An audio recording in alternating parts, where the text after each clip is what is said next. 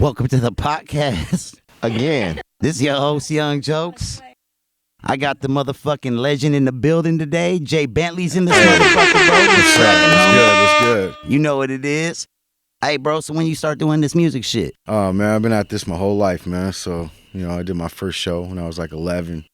I'm 42, man, so. I heard that. That's real shit. So, when did you start taking it seriously? I probably started taking it seriously when I was probably about 16. You know what I mean? That's when I really got a first person that was like producing music to have interest in me. Right. And I had to actually sit down and start crafting songs together. Before that, I was doing a lot of freestyle battling and random shows. I'd write things, but I didn't really have structure to them. You know what I mean? I couldn't count bars and things like that at that point. So I was like, I would get beats and I'd write just like in between where the hooks were, because I knew, but I didn't know how to write bars, or I would just bar out on stuff. You know what I mean? But yeah, when I was like 16, that's when I really started trying to push myself to a different level. That's right. Hell yeah. Learn how to format songs and take it more serious that way. Yeah, I had the same problem. I went in the studio with 30 bars straight. Right. It was like, nah, bro. And I mean, back then it was different. So, I'm talking about 1996. So motherfuckers didn't have studios and shit like that. Right. You know what I'm saying? So people didn't have Pro Tools at the crib. Me and my boys, we had DJ tables and we had fucking little bootleg shit that we put together. Right. We used to make beats on the most fucking ridiculous programs, and people would be like, yo, would you record this shit on? And we'd tell them, they'd be like, yo, like, how'd you do you're it? not even supposed to be recording music on that. We'd have like programs that were just for like sampling. You know what I mean? And we'd plug a microphone into it and we record our whole session on that shit. Right. You know what I'm saying? It's just like, figure it out. Genius and then shit. When I was like 18, right after I graduated high school, my partner, he was my DJ. He went to music school to learn how to be a producer, engineer, and all that shit. So as soon as he got out of that, I mean, we was rocking full time at that point. And at that point too, he was already doing shows everywhere. Right. And then my boy, You was in Cali? yeah. I'm from Massachusetts originally. I moved out here when I was 7. You know what I mean? Okay. So I was in California for my whole life. What part of California you grew up in? I was in Simi Valley. Oh, hell yeah. 805. Okay, man. that's right. You know That's what right. I mean? And so my boy Marco was, by the time I was like 19, he was already doing tours and stuff like that. So he got me on to my first like tours and being able to do other stuff like that. You know what I mean? Yeah. So after that, at that point, you know what I'm saying? Like, I lived off of music forever. I was a musician. That's what I did. You know. So when you say you did your first show at 11, you were rapping at 11? Yeah. That's dope. So like, I was so little. My mom brought me to that shit, and so like, I was a dancer. So when I was a kid, I used to go and I would do like breakdancing competitions and shit like this. So I'm telling my mom like, yo, I'm performing tonight. Like, I need a ride. So she drives me, and it was like the Boys and Girls Club or some shit, you know what I'm saying? Yeah. And so like, At 11? 11. So I'm there, and she's That's in the hip-hop right she's in there. the back with like all the moms, you know what I mean? So all the kids in there. She's expecting me to like dance, and so the dude calls me up on stage, and I rap. Flowing.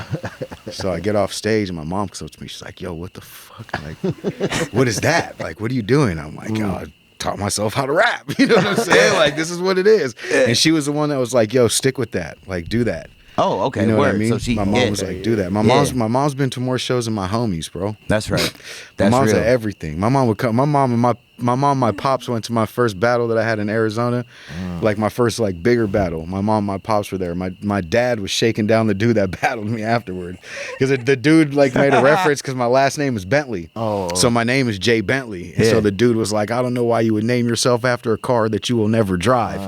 So my dad went up to him and was like, "Oh, you got an issue with the name Bentley?" My pops. It's like, sir, you don't understand. Dude. Now, mind you, bro, my pops is like old school thug. This nigga, like my mom's Italian, my dad's black, right? So my dad was like a fucking straight gangster when he was a kid. Right. And so like my dad is just like, he's he's a cool dude. He's funny, but he'll thug up on you. So like he was in this dude's face, like, yo, what's up, man? You got a problem with the last name Bentley and shit? Like, oh, I'm just playing with you, bro. You know what I'm saying? You good, dog? Yeah. But yeah, my parents been there with me for it all. My mom especially. When I don't have music of mine or I want to hear a song, my mom's got almost everything I've done. I've recorded thousands of fucking songs, bro. That's right. That's right. Yeah. She's like the library. That's right. That's right. That's dope. Shout out to moms and pops, man. That's dope. His mom's dope. Hell yeah, that's dope as fuck. And that's dope that you had that kind of relationship with them. Facts, that's fucking awesome, man. Man, so like you been doing the battle shit. Is that what got you into rap? Was doing the battle? Well, I mean, when I was younger, I had some homies, and like one day, me and my homie went over to their crib, and these motherfuckers had a little studio and shit in their crib. We're like, yo. Oh yeah. Oh yeah. I know all of them. I've known Diz since high school and shit. You know what I mean? That's right. But we went in there, and this is when I was a kid, bro. I was 10 years old. You know what I mean? And the homies, older cousins and shit, they all rapped. They had music, and so the dudes that were our age were on there too, fucking around rapping. You know what I'm saying? Right. So like they let us hear the shit, and we're like, yo, what the fuck? I can remember it. You know what I'm saying? Leaving there and being like, yo, we could do that. Yeah. Like, what are we doing? Like, how are they rapping and we're not? You know what I'm saying? Like, what's up with that? Yeah. And so for like the next year straight, bro, we literally would walk to school together and just rap, bro. We would just rap, freestyle, like, and we were trash. You know what I'm saying? When we first started. Yeah. Garbage, bro. Yeah, we had no idea what we were even doing. We were kids too. Yeah. You know what I mean? Yeah. Little 10-year-old. What are we rapping about? Yeah, right. Nothing. Yeah. But I just stuck with it, bro. Stuck with it. You know I heard that. That's what's up. So fucking who were some of the guys you battled? Anybody man. big or Nah, not really? I heard that. nah. I heard that. Like when I was doing battles, it was really in the beginning stages of it getting big. Yeah. Like when I was battling a lot, it was back in the era of freestyle rapping over beats. You know So what back I mean? then, was it like, was there more like, was your name bigger off of being like a battler, or was your name bigger off like your albums? My music, for sure. Okay. Yeah. Right. Yeah. But yeah. was it everybody Battling was just the best fun for battler me. versus the best, you know what I mean? What was bigger back then? The battling or the music? The music. For sure. The music always. Yeah. Huh? Word. You know what I mean? Battling was always for me, especially when I was young, like when it was a freestyle battle era. Like, I loved the competition of it. I never cared if I won or lost. It wasn't about that. It was just about rapping. I love to talk shit and I love to rap. So like you put them shits together, and like it's a perfect combination for me. So like when I started doing, or when I did the few battles, because like on the new era of battle rap, like the acapella, you know what I'm saying? Yeah. And it's written, you know what I mean? I've only done a handful of battles, and it was mostly because all my homies are in battle rap, so it was like easy for me to just get a battle whenever I wanted to. Right. And it was just fun, bro. You know what I mean? It was just fun. So like, the thing about it was, like, the last couple battles I did, I found myself like writing all this material, right? And so like when you write a battle, each round is like a song's worth of bars. Yep. Right? And so now you're memorizing 3 songs worth of bars to perform them one time. Yeah. And if you fuck up, your name is on the line. Right. You know what I'm saying? Like the pressure of it was just a lot, especially for me who's always been doing shows and shit like that. Like, bro, I could have just wrote a show's worth of songs. You know what I'm saying? Yeah. And I could be out performing somewhere and getting paid for sure to go in and like perform somewhere, or I could be fucking stressing out and worried if this dude, and then you could be battling the worst dude you've ever seen in your life, and that dude could just have written the best shit he ever wrote in your life, and that dude will smoke your boots in front of everybody. Crowd Dog. just feel it that day. It's just Or you not. choke. Or you choke a lot. And you wrote the best Right. bars you ever wrote. Well, and yeah. you just back then fucked they up. wasn't like going viral YouTube battles. Right? Nah, man. See, It's like hard to even find those battles. The most things you'll find is like Scribble Jam and like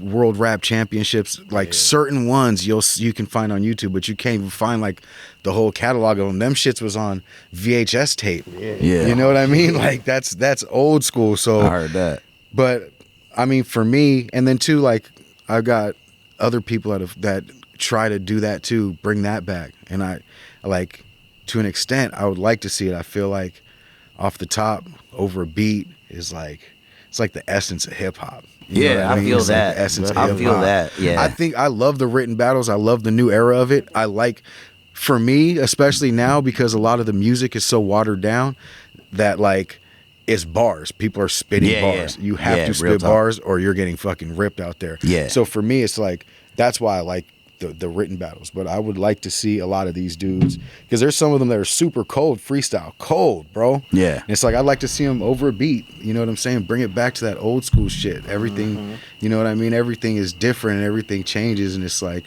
when I see those events where you can like get on a beat and like freestyle, I'd hop into one of those right now. Yeah. You know what I mean? Yeah, I hear you. I hear you. That's they stopped using music a while ago. Right. But like me, I'm from the Bronx, man. So born in '73.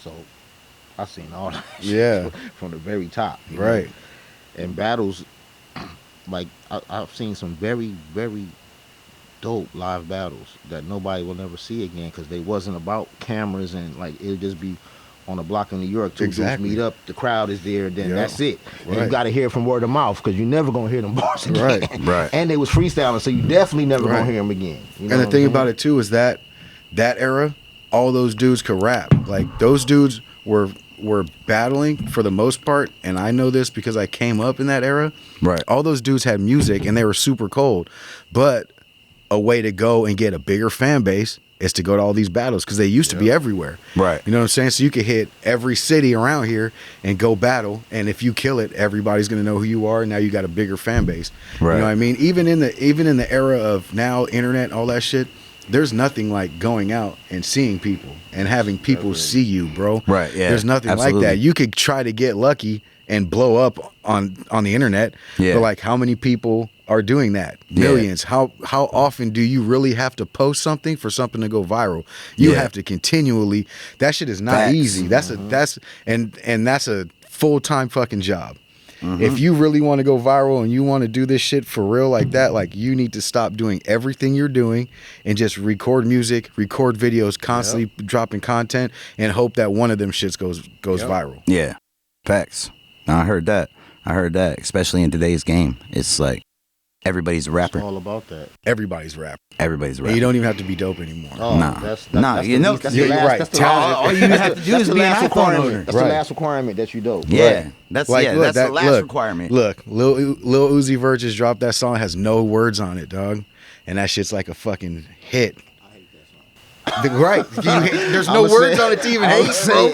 I never heard it. Which one you talking about? That damn. That shit? Oh yeah, I can't. Ain't even no words on the shit, dog. And the shit is going. The shit sound went like techno to me. super platinum, dog. Never heard it. Not one word. No bars. Can't lie to It's you. a giant song.